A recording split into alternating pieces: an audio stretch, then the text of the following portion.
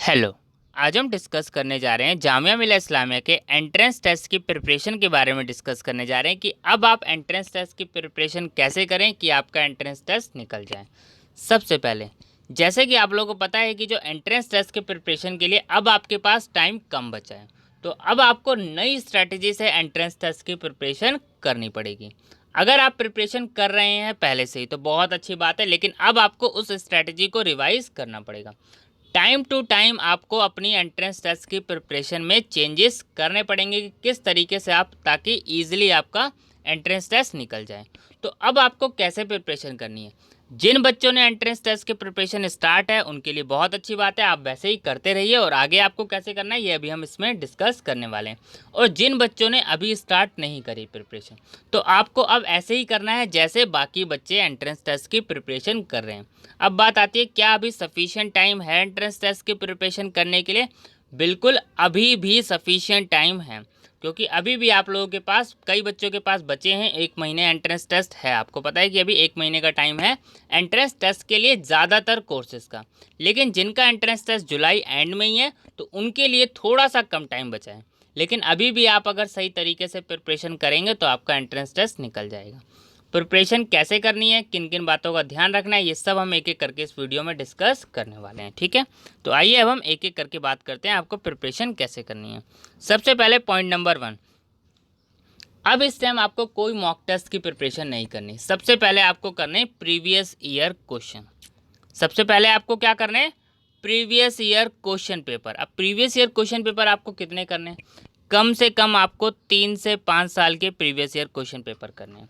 तो previous year question paper की general awareness, reasoning और मैथ्स की सीरीज़ ऑलरेडी जो है चैनल पे अपलोड हो रही है। चैनल का लिंक मैं आपको डिस्क्रिप्शन में दे दूंगा। बाकी आप डायरेक्टली यूट्यूब से भी सर्च कर सकते हैं। यूट्यूब से आप डायरेक्टली सर्च करना चाहें डायरेक्टली सर्च कर सकते हैं, जनरल अवेयरनेस फंडा। ठीक है, तो डायरेक्टली आपको क्या सर्च करना है, जनरल अवेयरनेस फंडा। आप ये डायरेक्टली सर्च कर सकते हैं, बाकी लिंक आपको डिस्क्रिप्शन में मिल जाएगा ताकि आप वहाँ से चीज़ें कवर कर सकते हैं। तो हम बात करते हैं एक एक करके। तो प्रीवियस ईयर क्वेश्चन करने का अब आपको फ़ायदा क्या होगा। देखिए इस टाइम अब आप अगर शुरू से स्टार्ट करेंगे कि आप सोचेंगे कि बेसिक से मैं एडवांस तक के जाऊँ तो बहुत मुश्किल होगा। तो सबसे पहले आप कवर कीजिए प्रीवियस ईयर क्वेश्चन पेपर। कोशिश कीजिए 3 से 5 साल के।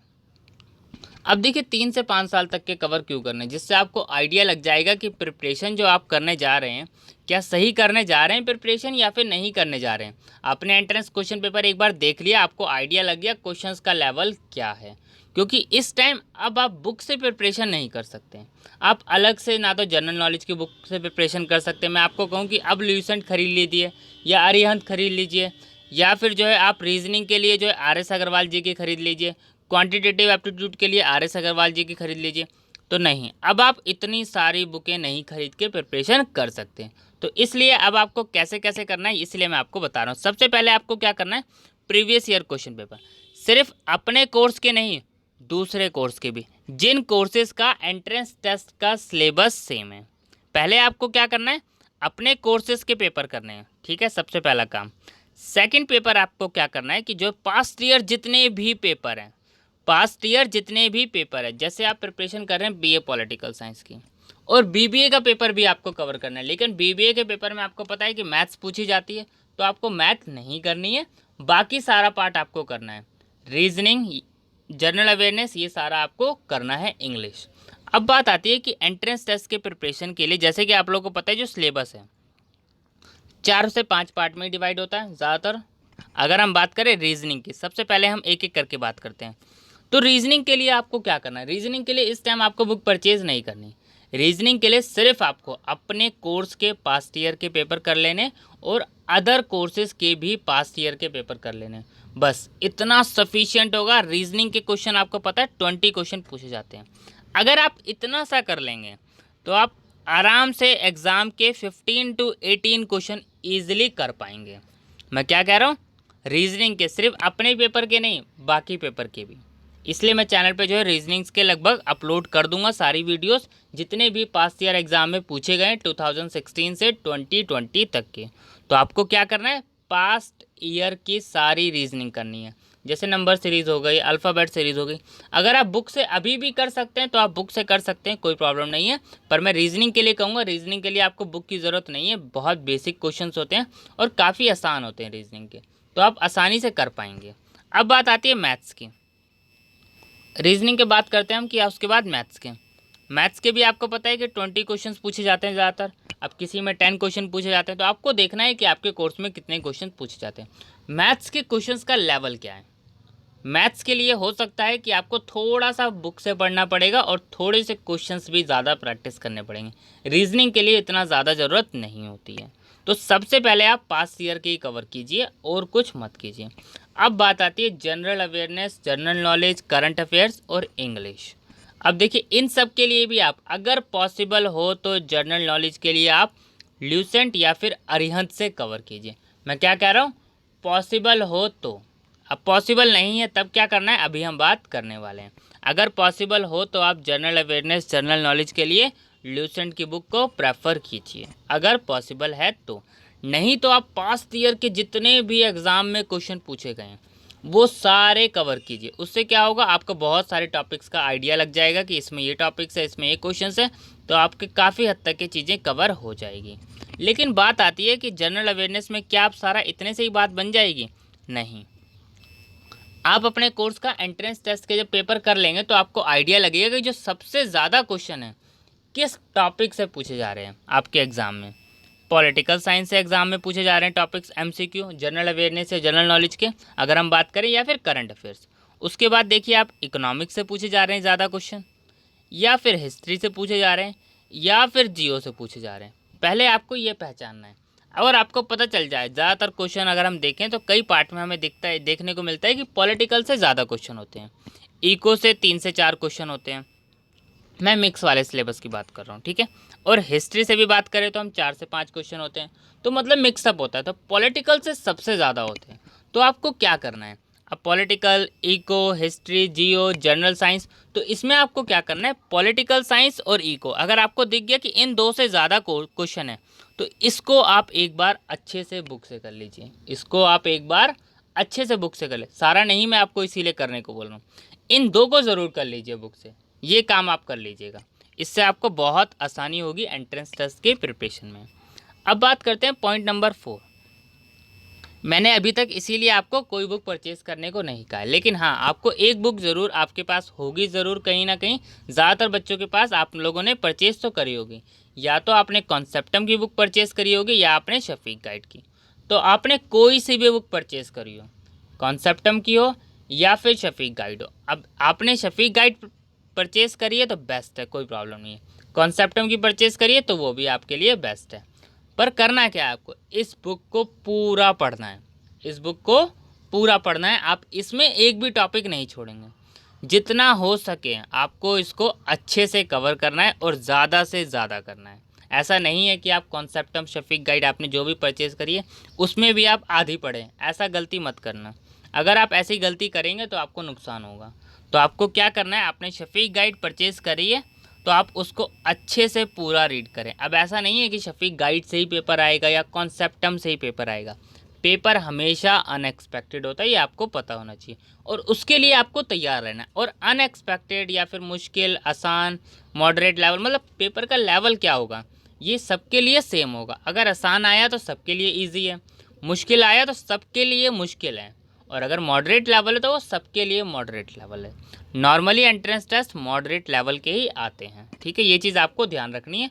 तो आपको बुक में ये चीज़ नहीं करनी है कि हाँ, लेकिन अभी भी आपको मैं कह रहा हूँ पेपर फटाफट अब कर लीजिए। ये नहीं कि मान लीजिए आपके एंट्रेंस टेस्ट के पेपर आपने चेक करा 5 साल के पेपर, जैसे कि आप लोगों को पता है कि बीए पॉलिटिकल साइंस के, बीबीए के, बीएड के, बीए सोशियोलॉजी, साइकोलॉजी और काफ़ी सारे पेपर जो है चैनल पे अपलोड हैं, तो वो आप प्लेलिस्ट से देख सकते हैं। स्कूल के entrance question paper class 9th के, क्लास 11th के चैनल पे अपलोड हैं, तो वो आप वहाँ से देख सकते हैं, कोई प्रॉब्लम नहीं है। आप सारे पेपर आपको चैनल पर मिल जाएंगे, ठीक है।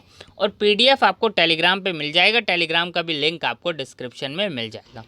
शफीक गाइड आपको पूरी अच्छे से करनी है। अब बात आती है जब आपने इतना कर लिया, पॉइंट नंबर 5, रिवीजन। अब देखिए रिवीजन, अब रिवीजन आप 3 से 4 बार नहीं दे सकते क्योंकि अब आपके पास टाइम कम बचा है। जिन बच्चों ने प्रिपरेशन कर ली है, ख़त्म हो गई है प्रिपरेशन, बस अब आपको क्या करना है, सिर्फ पास्ट ईयर पेपर करते रहिए और रिवीजन आपने जिस हिसाब से प्लान करा है कि 2 बार करनी है, 3 बार करनी है, 4 बार करनी है, उस हिसाब से प्रिपरेशन करते रहिए। और आप लोगों ने नोट्स भी बनाए होंगे।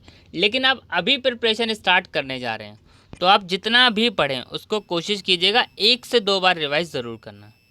1 से 2 बार, मैं ये नहीं कह रहा कि 5 बार रिवाइज़ कीजिए, 6 बार रिवाइज़ कीजिए, पर जितना भी आपने पढ़ा, चाहे पास्ट ईयर पेपर करे, चाहे रीजनिंग करी, चाहे मैथ्स करी, चाहे जनरल नॉलेज, करंट अफेयर्स, चाहे कॉन्सेप्ट एंड शफी गाइड, कोई सी भी बुक आपने पढ़ी, आप 1 या 2 बार रिवीजन ज़रूर दीजिए। देखिए 1 बार तो ज़रूर देना, कोशिश करना 2 बार रिवीजन हो जाए। अब बात आती है कितने घंटे आपको पढ़ना है। क्या अभी भी टाइम है एंट्रेंस टेस्ट के? बिल्कुल, अभी भी सफिशिएंट टाइम है आपका एंट्रेंस टेस्ट प्रिपरेशन करने का। क्योंकि आपके पास अभी, अगर हम बात करें कोर्सेज़ के जो एंट्रेंस टेस्ट है यूनिवर्सिटीज़ के, अगस्त में, जुलाई एंड में, तो जुलाई एंड में जो है उनके लिए, बच्चों के लिए बहुत कम टाइम है, ये तो आप लोगों को पता है। लेकिन जिनके एंट्रेंस टेस्ट अगस्त में, आपके लिए तो बिल्कुल ही सफिशिएंट टाइम है। और जिनके लिए जुलाई एंड में, उनके लिए भी अभी सफिशिएंट टाइम है। आप अभी से प्रिपरेशन स्टार्ट कीजिए। अब ये मत सोचिए कि अब कल करेंगे, परसों करेंगे। अब आप अगर एक भी दिन वेस्ट करेंगे, अगर आप एक भी दिन अब वेस्ट करेंगे, तो ये आपके लिए बहुत भारी पड़ेगा आपके एंट्रेंस टेस्ट पे। ये चीज़ आपको ध्यान रखनी है। आपने सोचा नहीं आज रहने देता हूँ, कल कर लूँगा 2 दिन का काम, तो बिल्कुल ये गलती मत करना। अगर अब आपने एक भी दिन वेस्ट करा, तो अब आपका एंट्रेंस टेस्ट निकालने से पीछे रह सकते हैं। ये चीज़ आपको ध्यान रखना है, ठीक है। तो आपको पता ही है कंपटीशन है। अगर आप कंपटीशन में बने रहना चाहते हैं, तो आपको एंट्रेंस टेस्ट की प्रिपरेशन करनी पड़ेगी। जिस हिसाब से बच्चे प्रिपरेशन कर रहे हैं, उस हिसाब से आप भी कीजिए। क्योंकि अगर आप सोचेंगे कि मैं एंट्रेंस टेस्ट की प्रिपरेशन नहीं कर रहा, तो कोई और भी नहीं कर रहा है, ये आप गलत हैं। अगर आप प्रिपरेशन नहीं कर रहे, तो इसका ये मतलब नहीं है कि कोई और नहीं कर रहा है। तो सब बच्चे एंट्रेंस टेस्ट की प्रिपरेशन कर रहे हैं, आप भी अच्छे से कीजिए। और जो अच्छे से एंट्रेंस टेस्ट की प्रिपरेशन करेगा, उसका एंट्रेंस टेस्ट ज़रूर निकलेगा। ऐसा नहीं है कि प्रिपरेशन करने के बाद एंट्रेंस टेस्ट ना निकले। अगर आपने सही तरीके से प्रिपरेशन करी है, ज़्यादा से ज़्यादा आपने पढ़ाई करी है, तो आपका एंट्रेंस टेस्ट ईजिली निकल जाएगा। बस आपको ध्यान रखना है, तरीके से आपको प्रिपरेशन करनी है। टाइम टेबल आप बना लीजिएगा। मैं ये नहीं कह रहा कि टाइम टेबल हमेशा फॉलो ही होगा, पर आप एटलीस्ट टाइम टेबल बनाइए कि आपको ये चीज़ें करनी है। कोई नहीं, फॉलो नहीं हुआ तो कोई दिक्कत नहीं, दोबारा बना लीजिए टाइम टेबल, लेकिन बनाते रहिए और प्रैक्टिस करते रहिए जितना ज़्यादा हो सके। ये मत सोचिए, बस हाँ ये ध्यान रखना है आपको कि ये नहीं कि आपने कोई टाइम टेबल नहीं बनाया। अब कोई टाइम टेबल से मतलब कि आज आपने जनरल अवेयरनेस पढ़ ली, कल रीजनिंग पढ़ ली, परसों मैथ पढ़ ली, ऐसे मत करना। बस आपको ऐसे नहीं करना, आपको प्रिपरेशन करनी है। आपको सारे टॉपिक वाइज देख लीजिए कि मुझे ये टॉपिक पढ़ना है, वो टॉपिक पढ़ना है, उसी हिसाब से आप अपनी प्रिपरेशन को डिज़ाइन करें, ताकि आप इजीली एंट्रेंस टेस्ट निकाल पाएँ। ठीक है, थैंक यू।